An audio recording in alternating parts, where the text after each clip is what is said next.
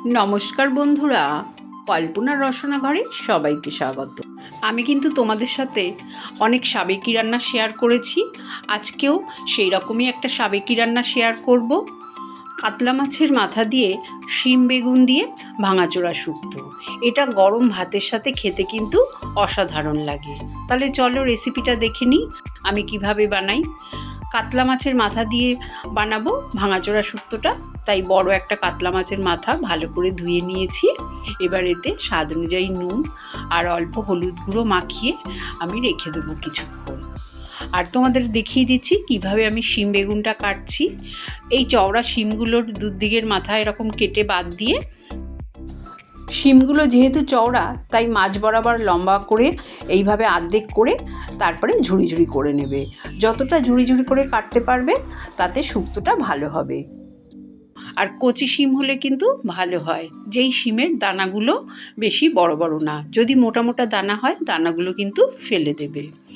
সব শিম আমার কাটা হয়ে গেছে, দেখো কত সুন্দর ঝুড়ি ঝুড়ি করে। যেই শিমগুলোতে মোটা মোটা দানা ছিল আমি কিন্তু ফেলে দিয়েছি।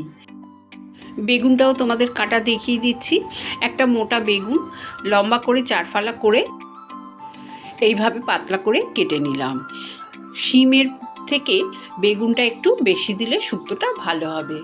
শিম বেগুন আমার ধোয়া হয়ে গেছে। গ্যাস অন করে কড়াইতে সর্ষের তেল গরম করতে দিলাম। প্রায় 4 চামচ মতন আমি সর্ষের তেল দিয়েছি। তেলটা গরম হয়ে গেলে আমি নুন হলুদ মাখানো মাথাগুলো দিয়ে দিলাম। দিয়ে মাথাগুলোকে কিন্তু বেশ কড়া করেই ভাজতে হবে 2 পিঠ। আর তোমরা এই রান্নাটা কিন্তু সর্ষের তেলেই করার চেষ্টা করবে। রিফাইন তেলে কিন্তু এই রান্নাটার স্বাদ বেশি ভালো হবে না। মাথার 1 পিঠ ভাজা হয়ে গেলে উল্টে দিলাম। অপর পিঠটাও লাল করে দেখো সুন্দর ভাজা হয়ে গেছে। এবার মাথাগুলোকে তুলে রেখে দিলাম।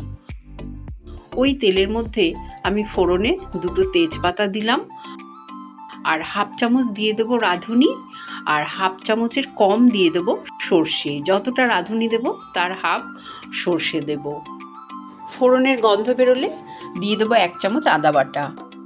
আদা বাটা দিয়ে তেলের মধ্যে হালকা একটু ভেজে নেব যতক্ষণ না আদার কাঁচা গন্ধটা চলে যাচ্ছে।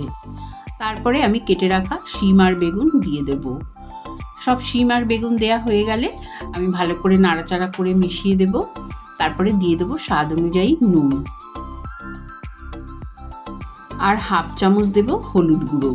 হলুদ গুঁড়োটা খুব বেশি দেওয়ার দরকার নেই, 1/2 চামচ হলুদ গুঁড়ো দিলেই হবে। এবার নুন আর হলুদ দিয়ে ভালো করে আবারও নাড়াচাড়া করে নেব। প্রথম দিকে কিন্তু গ্যাসের ফ্লেমটা হাইতে রেখেই নাড়াচাড়া করব। তারপরে সবজিগুলো যখন মজে আসবে গ্যাসের ফ্লেমটা একদম কমিয়ে ঢাকা দিয়ে কিছুক্ষণ রেখে দেব। আর যদি টাটকা শিম বেগুন দাও তাহলে কিন্তু সবজিগুলো খুব তাড়াতাড়ি মজে যাবে, এতে আর এক্সট্রা জল দিতে হবে না। আমি প্রায় 10 মিনিট পর তোমাদের ঢাকনাটা খুলে দেখাচ্ছি। দেখো শিম আর বেগুন থেকে বেশ খানিকটা কিন্তু জল বেরিয়েছে আর ভালো মতন কিন্তু মজে গেছে। সেই জন্যে এই তরকারিতে আমার কিন্তু আর এক্সট্রা জল দিতে হলো না।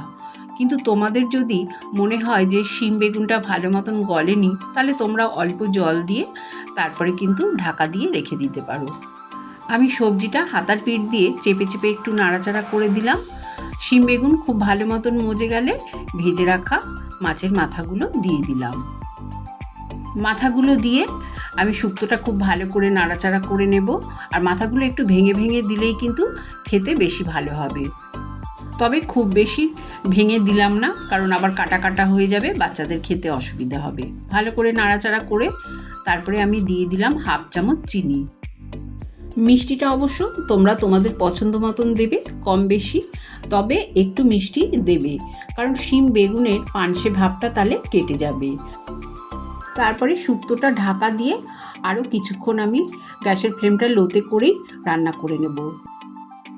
প্রায় 5-7 মিনিট পর আমি ঢাকনাটা খুলে তোমাদের দেখিয়ে দিচ্ছি।